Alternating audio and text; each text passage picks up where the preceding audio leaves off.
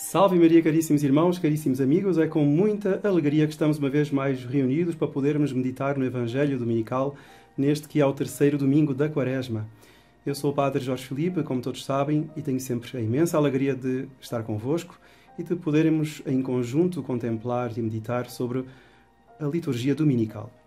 Então nós estamos neste domingo, no terceiro da Quaresma, neste tempo de penitência, neste tempo de revisão de vida. E o Evangelho de hoje é tirado de São João, do evangelista São João, no seu segundo capítulo. E é um Evangelho que nos narra a ida de Nosso Senhor a Jerusalém por ocasião da Páscoa. E por isso o Evangelho começa hoje por dizer que estava próxima a Páscoa dos judeus e Jesus subiu a Jerusalém. Pela lei, todos os israelitas de todas as nações eram obrigados a dirigir-se ao templo por ocasião da Páscoa e, evidentemente, isso enchia a cidade santa, a cidade de Jerusalém, de uma multidão de gente. E Nosso Senhor, então, vai com os seus, para lá se dirige e, ansioso de obedecer à lei, não é? Apesar de estar isento dessa obediência, porque é o homem-Deus, quando chega ao templo, onde, enfim, se faziam todas as práticas, todas as prescrições, onde cada um devia oferecer, enfim, oferecer em sacrifício aquilo que lhe competia, Nosso Senhor vai defrontar-se com um quadro desolador. Ou seja, Nosso Senhor vai ficar espantado com o que irá ver. Porquê?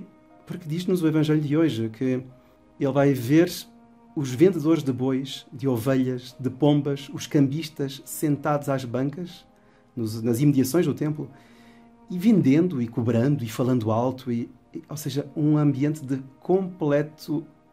uma profanação, um ambiente profano nas imediações do templo. E, sobretudo, não só profano, mas quase sacrílego, porque ali, onde era o lugar mais sagrado, digamos, era o centro de toda a devoção judaica, ali se vendiam os animais, ali se faziam trocas e muitas baldrocas e faziam-se muitos roubos e muitas vigarices juntamente, não é, com a prática da devoção. Ou seja, Nosso Senhor vai ficar indignado com isso. Ele vai dizer: tirai tudo isto daqui e não façais da casa de meu Pai uma casa de comércio. E São João Evangelista vai nos recordar um trecho da Escritura que diz: devora-me o zelo pela tua casa. Bom, o Evangelho depois vai continuar, mas eu queria aqui, mas estamos a chegar aqui ao coração da Quaresma, queria aqui pegar neste ponto de hoje e fazermos uma pequena meditação, um pequeno aprofundamento sobre a quantas anda a nossa vida. Não é? Como é que está a minha vida? Não a vida física, evidentemente, nós certamente todos vamos ao médico, volta e meia fazemos uma revisãozinha lá no médico, fazemos um check-up, e sabemos que estamos bem disto, que estamos bem daquilo, a glicose, enfim, estamos a tomar proteínas, estamos a tomar vitaminas. Mas como é que está a minha vida espiritual? Não é? Porque nós, se contemplamos no espelho, vemos-nos fisicamente, é verdade. Mas muito dificilmente nós temos uma compreensão espiritual acerca de nós mesmos, a verdadeira compreensão espiritual. E pode acontecer que um dia mais tarde, quando formos ao nosso médico, não do corpo, mas da alma, ou seja, nos formos confessar, nos assustemos connosco, fiquemos espantados connosco. É mais ou menos como aquela pessoa, uma pessoa que foi um dia ao médico, isto de facto real, de facto verídico. A pessoa foi ao médico e o médico tinha feito uma série de exames e disse: olha, você vai ter de fazer tal procedimento, tomar tal medicação, etc., pelo menos durante 2 anos. E o paciente: o quê? 2 anos? Oh, doutor, mas doutor, isso é um exagero, mas 2 anos? E o médico disse: então, você está a reclamar? Você passou a vida inteira a envenenar-se com aquilo que não podia, não é? E agora quer ficar curado em um dia ou em uma semana? E isto que acontece com a nossa vida física, com a nossa vida biológica, não é? Com aquilo que nós comemos, porque nós somos aquilo que comemos, isto também acontece com a nossa vida espiritual. Porque na nossa vida espiritual nós somos aquilo que amamos. Não é?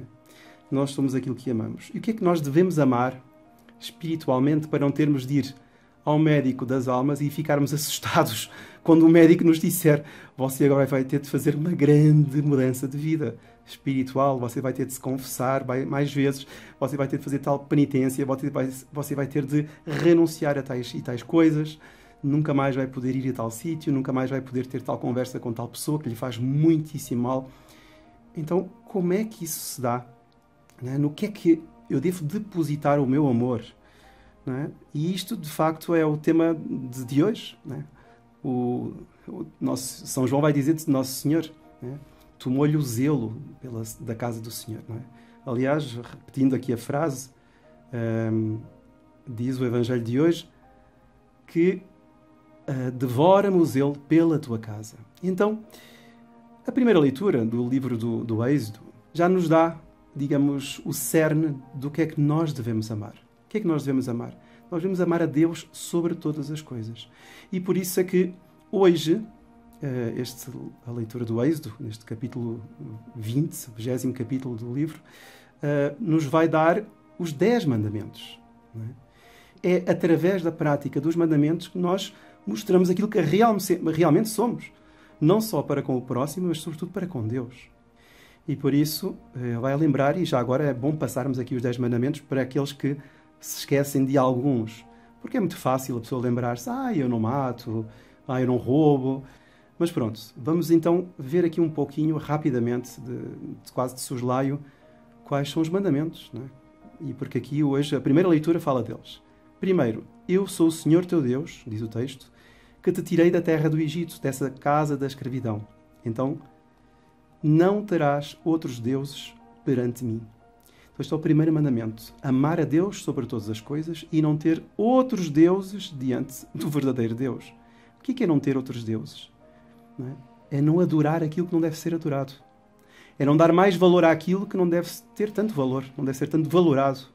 Ou seja, Deus está acima de todas as coisas. Quando a pessoa, numa dificuldade da vida, numa peripécia qualquer, num drama que ela está a passar, em vez de rezar, em vez de depositar a sua confiança em Deus, em vez de se ir confessar, em vez de procurar incrementar mais as suas comunhões, etc., a pessoa vai, por exemplo, ver o horóscopo, a pessoa vai visitar aquela bruxa, a pessoa vai ver aquela senhora que coloca cartas, a pessoa vai ter com aquele indivíduo que vai lá à casa e coloca uns fumos. Estes fumos aqui dão sorte e afastam os maus espíritos, dizem eles. Então, em vez da pessoa ir fazer isso, a pessoa deve apenas amar a Deus e acima de todas as coisas. Ou seja, não ter outros deuses. Quando a pessoa vai atrás dessas superstições, a pessoa está atrás de quê? Um caminho mais fácil. Não é? Porque Deus exige mais. E estas pessoas fazem estes salamaleques, lançam as cartas, os búzios, etc., leem o tarô, essas coisas todas, e então nós achamos que é muito simples. Não é? E não sabemos que o demónio está por detrás de tudo isso para nos desviar do verdadeiro caminho. Não é? Então, não terás outros deuses perante mim. Depois, não invocarás o nome de Deus em vão, ou seja, não invocarás o nome do Senhor teu Deus. Ou seja, não podemos jurar por Deus, não podemos fazer uma promessa a Deus e depois voltar atrás. Ou seja, nós temos de ser inteiramente fiéis, né? Pronunciando o nome de Deus com todo o rigor e com toda a substância com que ele deve ser pronunciado. Depois, lembrar-te-ás do dia de sábado para o santificares. Né? Hoje, para nós, é o domingo. Então, lembrar-nos do domingo, que temos de ir à missa, né? Que temos de deixar o domingo para o descanso, para a família, enfim, para certas coisas mais domésticas, mas, sobretudo, para dar louvor e glória a Deus. Depois, honrar pai e mãe. Esse é o quarto mandamento. Dar ao pai e à mãe, aos superiores, aquilo que nós devemos ter, enfim, de oferecer, por causa de fato de serem superiores, né? De serem os nossos tutores, de serem aqueles aos quais nós temos uma obrigação especial. Depois, não matarás. Quinto mandamento. Não cometerás adultério. Né? Não cometerás adultério, ou seja, ser inteiramente fiel do esposo à esposa, a esposa ao esposo, nos pensamentos, não só nos atos, mas também nos pensamentos. Depois, não furtarás, ou seja, não roubarás. Ou seja, a pessoa sabe o que é seu e o que é do próximo. Né? E a inveja entra muito dentro deste ponto. Depois, não levantarás falso testemunho contra o teu próximo, ou seja, não vais mentir contra o teu próximo. E a inveja também entra muito deste ponto, porque quando a pessoa tem inveja, ela muito facilmente vai levantar um falso testemunho para com aquele que é o invejado ou a invejada. Depois, não cobiçarás a casa do teu próximo, não desejarás a mulher do teu próximo, etc, etc. Bom, então são os 10 mandamentos. Os 10 mandamentos estão aqui colocados. Como é que eu os coloco em prática? Não é? Como é que eu sigo os 10 mandamentos? Isto é muito importante nós pensarmos, caríssimos irmãos. Porquê?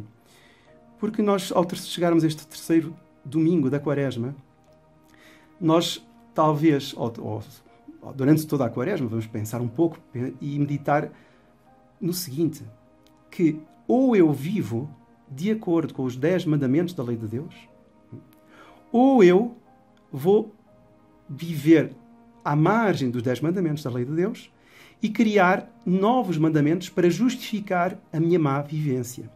E por isso é que um autor francês, Paul Bourget, num livro famoso, que o Dr. Plínio Correia de Oliveira até coloca na sua obra mestra, Revolução e Contra-Revolução, esse Paul Bourget dizia uma máxima que é impressionante, porque é tal e qual, é uma máxima de vida. Cumpre viver como se pensa, sob pena de mais cedo ou mais tarde acabar por pensar como se viveu. Ou seja, isto parece um trocadilho, e de facto é um trocadilho, mas com um fundo de realidade que é profundíssimo. Porquê? Porque ou eu vivo como eu penso, o que é que isso significa? Ou seja, penso que sou católico, não é? Eu digo que sou católico, penso que sou católico, eu devo viver como um católico, ou seja, devo praticar os 10 mandamentos, não 2, nem 3, mas 10 mandamentos, e sobretudo o primeiro mandamento. Porquê? Porque mais cedo ou mais tarde pode acontecer que eu acabe por pensar como eu vivi. Ou seja, eu vivi de uma forma má, ou seja, eu deixei de ir à missa, eu deixei de rezar, eu comecei a praticar superstições, e então eu vou criar sofismas, justificações, racionalizações, vou raciocinar. Bom, eu não vou mais à missa, mas eu continuo católico, então, mas há um mandamento que diz que tenho de ir à missa. Não, mas esse mandamento, eu começo a justificar o porquê que eu vivo assim, não é? Então eu vou acabar por pensar como eu vivi.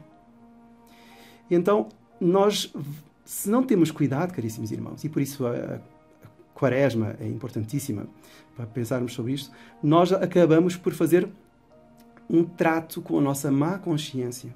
Acabamos por deformar a moral, acabamos por deformar os próprios dogmas. E por isso é que muitos católicos dizem que não acreditam em tais dogmas, em tais princípios, são coisas antiquadas. Porquê?